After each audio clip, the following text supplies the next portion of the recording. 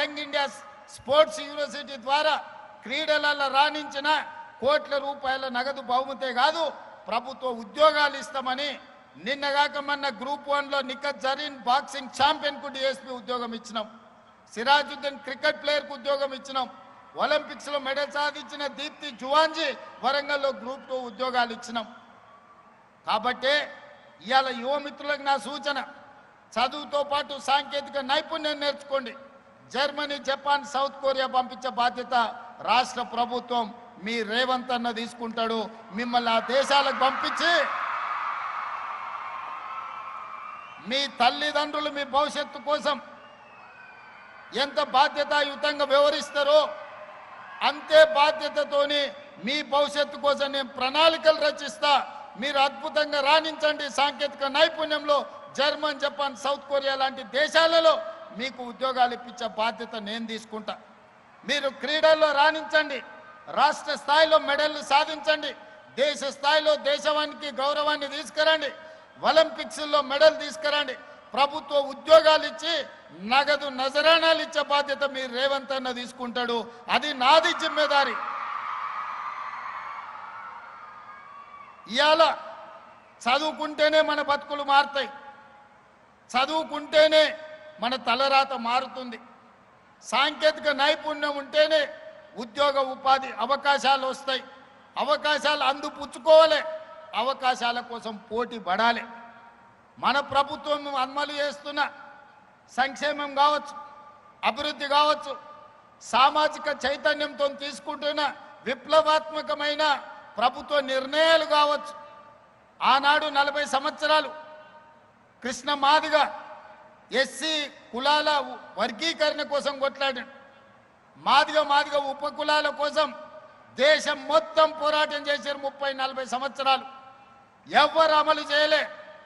ఈనాడు ధైర్యంగా గుండె మీద చేసుకొని తెలంగాణ రాష్ట్ర ముఖ్యమంత్రిగా దేశంలో మొట్టమొదటి రాష్ట్రంగా మాదిగ ఉపకులాల వర్గీకరణ చేసి ఈరోజు 30-40 మంది గ్రూప్ 1 అధికారులకు నియామక పత్రాలు అందించిన ప్రభుత్వం తెలంగాణ రాష్ట్ర ప్రభుత్వం. మాదిగ ఉపకులాల వర్గీకరణ చేయడం ద్వారా సమాజంలో ఉన్న సమస్యను పరిష్కరించడం.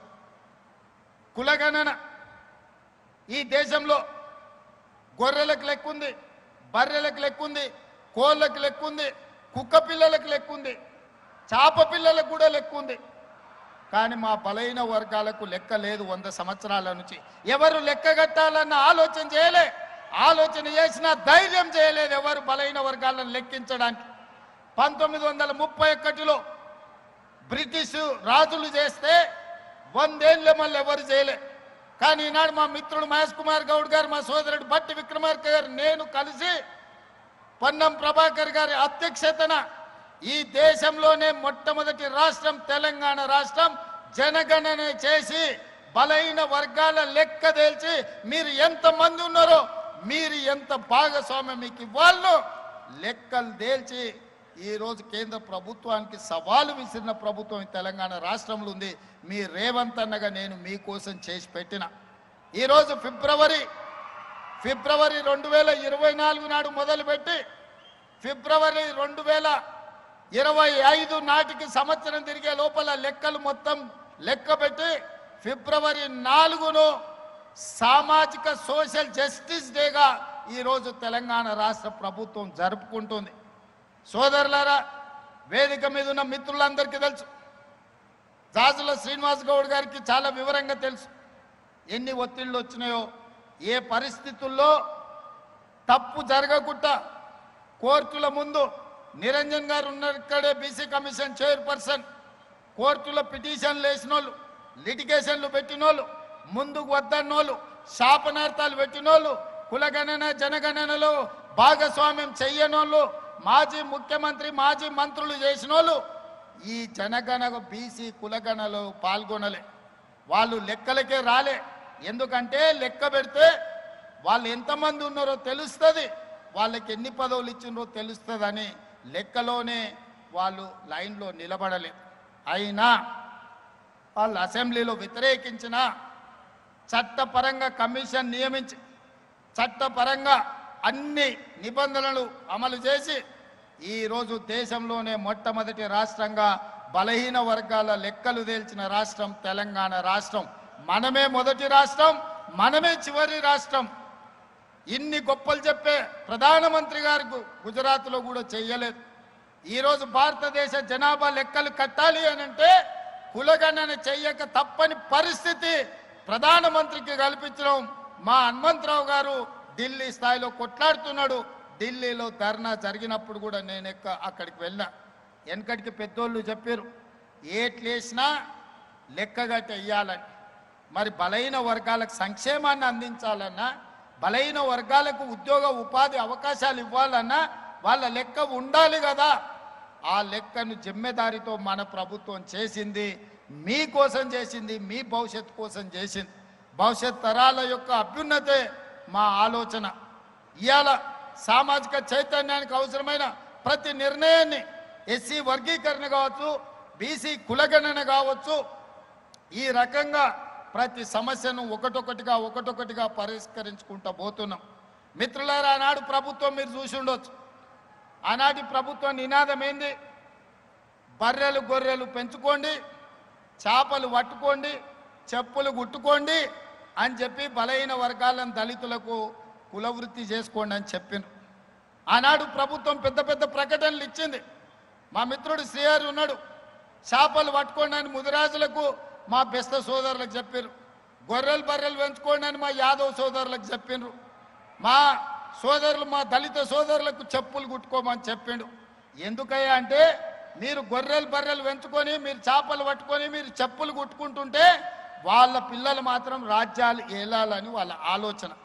మీరు చదువుకుంటే, మీరు డాక్టర్లు ఇంజనీర్లు అయితే, మీరు ఐఏఎస్లు ఐపీఎస్లు అయితే రాజ్యాధికారంలో మీరు భాగం అడుగుతారు. కాబట్టి మీరు చదువుకోవద్దన్న ఆలోచనతోని గొర్రెలు బర్రెలు చేపలు చెప్పులు కుట్టుకోండి అని ఆనాటి పాలకులు చెప్తే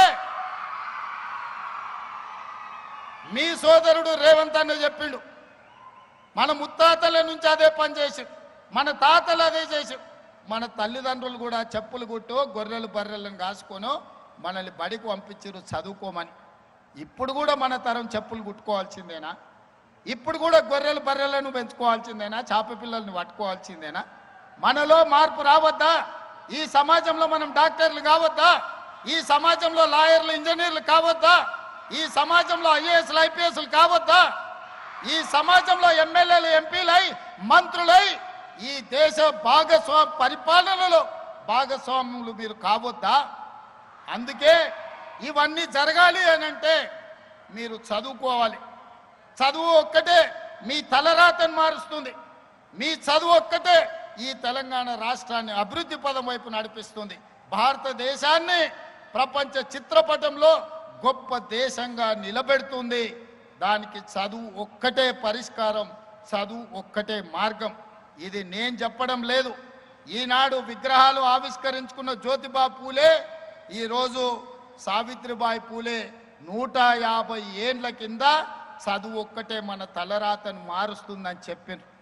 అందుకే ఈడికి వచ్చిన వాళ్ళు జ్యోతిబా పూలేకు దండం పెట్టుకొని, వారు ఇచ్చిన స్ఫూర్తిని ఆదర్శంగా తీసుకొని, వారి ఆలోచనలకు అనుగుణంగా ఇక్కడున్న మా చెల్లెళ్ళు, మా తమ్ముళ్ళు డాక్టర్లు, లాయర్లు, ఇంజనీర్లు, ఐఏఎస్లు ఐపీఎస్లు కావాలి.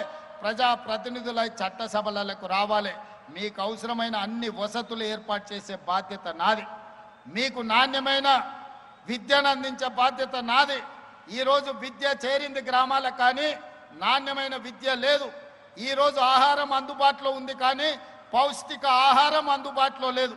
అందుకే నాణ్యమైన విద్యను, పౌష్టిక ఆహారాన్ని మీకు అందించే బాధ్యత నాది. మీ తల్లిదండ్రులకు మీరు భారం కావాల్సిన పని లేదు. మీ సోదరుడు రేవంత్ అన్న ఇక్కడ ఉన్నాడు.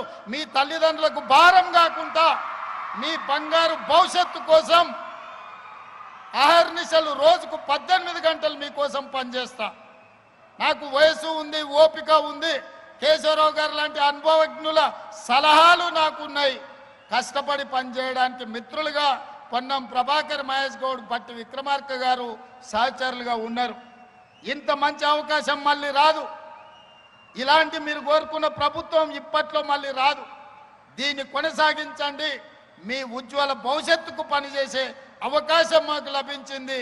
ఈ అవకాశాన్ని ఉపయోగించుకొని మీ బంగారు భవిష్యత్తుకు బాటలు వేసే బాధ్యత ఈ ప్రభుత్వం తీసుకుంటుంది. ఈ కార్యక్రమానికి విచ్చేసిన సోదరిమణులందరూ, ముఖ్యంగా విద్యార్థులందరినీ మనస్ఫూర్తిగా అభినందిస్తున్నా. చదువులో రాణించండి, క్రీడల్లో రాణించండి, పరిపాలనలో రాణించండి. ఒక పారదర్శకమైన ప్రభుత్వాన్ని నడిపించడానికి సహకరించాల్సిందిగా కోరుకుంటూ మీ అందరి దగ్గర సెలవు తీసుకుంటున్న. ధన్యవాదాలు మిత్రులారా.